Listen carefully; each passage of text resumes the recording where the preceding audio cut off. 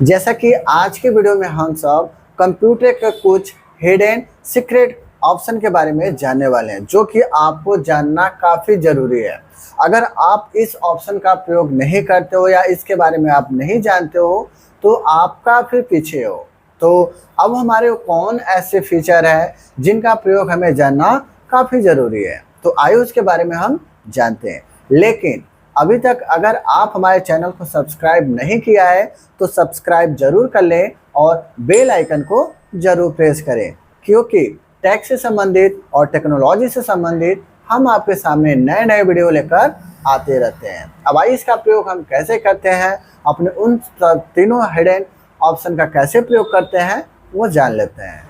सबसे पहले तो हमारा आता है कि जैसे कि मान लीजिए अगर आपके पास कोई भी डॉक्यूमेंट्स है या कोई भी फाइल है, अगर उसको क्या करना हो, पीडीएफ में कन्वर्ट करना हो या पीडीएफ में बदलना हो, तो हम अक्सर क्या करते हैं, हम इंटरनेट का प्रयोग करते हैं। हम गूगल पर जाते हैं, कुछ वेबसाइट ऐसे हैं जो हमारे डॉक्यूमेंट्स को पीडीएफ में कन्वर्ट करते हैं, लेकिन वहाँ पर हमें थोड़ा सा संकोच होता है कि कहीं हमारा जो डॉक्यूमेंट्स है या जो हमारा डाटा है वो कहीं लिंक ना हो जाए, है कि नहीं।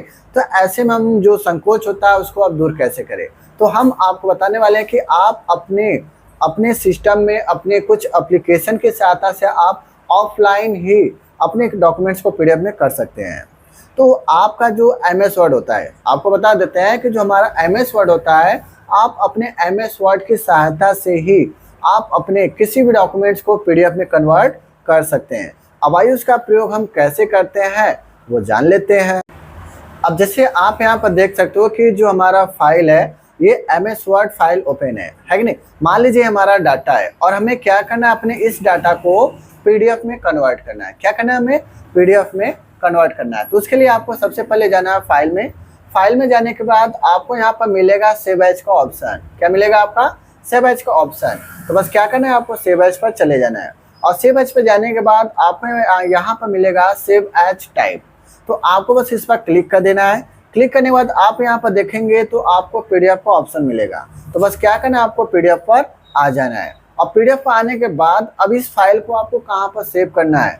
तो मान लीजिए अगर हमें इसे डेस्कटॉप पर सेव करना होगा तो हम क्या करेंगे, यहाँ पर डेस्कटॉप पर ले लेंगे। लेने के बाद अब इसे आपको बस क्या करना है, यहाँ पर सेव वाले ऑप्शन पर क्लिक कर देना है। जैसे ही आप सेव वाले ऑप्शन पर क्लिक करते हो तो आपके द्वारा जो एमएस वर्ड का जो फाइल है वो आप यहाँ पर देख सकते हो कि पीडीएफ के रूप में कन्वर्ट हो चुका है। तो इस तरीके से अगर आप अपने किसी भी डॉक्यूमेंट्स को या किसी भी डाटा को पीडीएफ में कन्वर्ट करना हो तो बस क्या करो, आप एमएस वर्ड फाइल में लाओ और उसे पीडीएफ में कन्वर्ट कर लो। अब हमें यहाँ पर किसी भी इंटरनेट का या किसी भी वेबसाइट का कोई भी झंझट नहीं रहेगा। तो इस तरह से आप अपने डॉक्यूमेंट्स को पीडीएफ में कर सकते हो। लेकिन यहाँ पर आपको बता देते हैं कि आपका जो विंडोज 7 होता है या विंडोज 10 होता है या 13 जो होता है एमएस वर्ड, इसमें आपका ये ऑप्शन पाया जाता है, लेकिन आपका उसके नीचे के जो वर्जन होते हैं उनके लिए पीडीएफ डाउनलोड करने के लिए, आप पीडीएफ वर्जन में कन्वर्ट करने के लिए आपको एक सॉफ्टवेयर इंस्टॉल करना पड़ता है।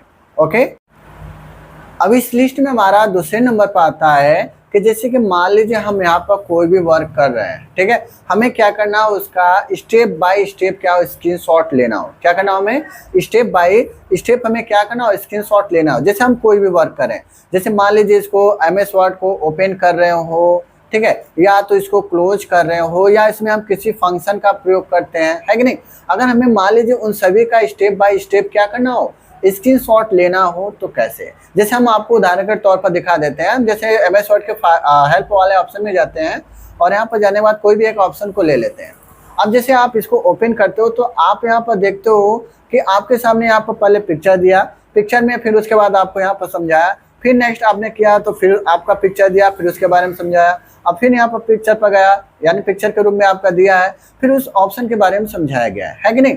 तो इसी तरीके से अगर मान लीजिए आप चाहते हो कि आपका जो भी कार्य करो आप स्टेप बाय स्टेप क्या हो, स्क्रीनशॉट आए और उसको आप उसके बारे में समझा सको, तो वैसे हम कैसे करेंगे, तो आइए उसके बारे में हम जान लेते हैं।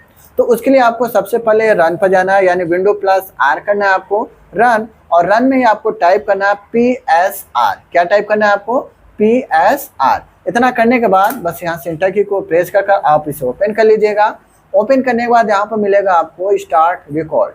तो बस क्या करो, आप स्टार्ट रिकॉर्ड पर जाओ और जाने के बाद इसको फिर मिनिमाइज कर लीजिएगा। अब जैसे मान लीजिए हम यहाँ पर क्या करते हैं, एमएस वर्ड को ओपन करते हैं। ओके, हम जैसे MS वर्ड को ओपन करते हैं यहाँ पर, ठीक है, तो हमारा क्या है, MS वर्ड का जो स्क्रीनशॉट है वो हो चुका है।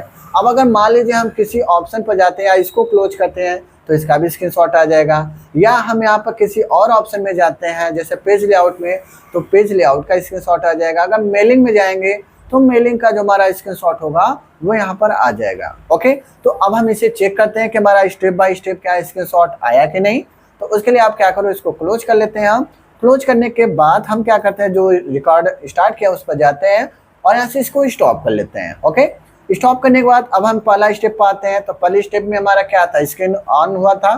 फिर हम दूसरे स्टेप में भी वही था हमारा। फिर हम MS वर्ड में गए थे जिसमें ऑप्शन आया था, इसको क्लोज किए थे तो इसका स्क्रीनशॉट ले लिया वो। फिर हम क्या किए थे, अपने रूलर पर यानी कि जो हमारा रिबन है वहाँ पर गए थे। फिर हमने क्या किया, फिर दूसरे ऑप्शन या जो हमारा पेज लेआउट यानी रेफरेंस जो है हम यहाँ पर आए थे। तो इस तरीके से देखिए हर एक स्टेप को इसने क्या किया, यहाँ पर फॉलो किया है कि नहीं। तो इस तरीके से अगर आपको क्या करना है, आप जो भी कार्य करते हो आप स्टेप बाय स्टेप अगर स्क्रीनशॉट लेना चाहते हो तो आप ये ट्रिक्स या ये ऑप्शन का प्रयोग आप कर सकते हो। इस लिस्ट में हमारा 3rd नंबर पर आता है कि क्या आपका जो मोबाइल है, मोबाइल का जब इंटरनेट आप अपने PC से कनेक्ट कराते हो तो क्या आपका नेट जल्दी जल्दी खपत होता है, यानी नेट का जो खपत होता है वो काफ़ी तेज़ होता है। तो आइए आज हम आपको बताते हैं कि वो क्या कारण है जिसकी वजह से आपका जो नेट होता है उसकी खपत आपके PC में काफ़ी तेज़ी से होता है। तो उसके लिए आपको क्या करना है, सबसे पहले तो आपको सर्च वाले ऑप्शन में जाना है। सर्च में जाने के बाद आपको मिलेगा विंडो अपडेट सेटिंग का ऑप्शन, क्योंकि यहाँ पर जो हमारा विंडो अपडेट सेटिंग होता है वो हमेशा ऑन होता है। अगर मान लीजिए आपका ऑन रहेगा तो यहाँ पर हमारे जो नेट की खपत, क्योंकि वो जैसे आप लगाते हो पहले तो आपका क्या करेगा, PC अपडेट करेगा, अपना जो भी सॉफ्टवेयर होंगे, जो भी इंस्टॉलमेंट होंगे वो पूरे को क्या करेगा, उसको अपडेट करेगा। ठीक है, तो सबसे पहले तो आपको उसको यहाँ से बंद करना होता है। तो बंद करने के लिए आपको सबसे पहले सर्च में जाकर विंडो अपडेट वाले ऑप्शन को ले लेना है। लेने के बाद यहाँ पर थोड़ा सा आप नीचे आते हो तो आपको मिलता है एडवांस का ऑप्शन। बस क्या करो, आप एडवांस पर जाओ और एडवांस पर जाने के बाद आप यहाँ पर देखेंगे तो आपके सामने 3 ऑप्शन मिलेगा, ठीक है ना, जिसमें आपको पहला वाला ऑप्शन है, दूसरा वाला ऑप्शन, यानी इसमें से जो आपका तीनों ऑप्शन यहाँ पर फिलहाल तो हमारा अभी ऑफ है। अगर आपका ऑन रहेगा तीनों ऑप्शन को क्या करना है, यहाँ से ऑफ कर देना है। जैसे आप यहाँ पर ऑफ कर देते हैं तो आपका जो विंडो अपडेट होता है वो नहीं होने लगता है। तो इससे क्या होता है कि हमारा जो यहाँ पर अपडेट होता है यानी जो इंटरनेट की खपत होती है वो काफ़ी हद तक कम हो जाता है। तो इस तरीके से अगर आप चाहते हो कि आपका जो नेट हो आपके PC में कम हो तो उसके लिए आप क्या करो, इसको ऑफ कर दो। तो सो फ्रेंड्स, आपको हमारा वीडियो कैसा लगा? अगर अच्छा लगा है तो हमारे वीडियो को लाइक करें, शेयर करें और हमारे चैनल को सब्सक्राइब करना ना भूलें।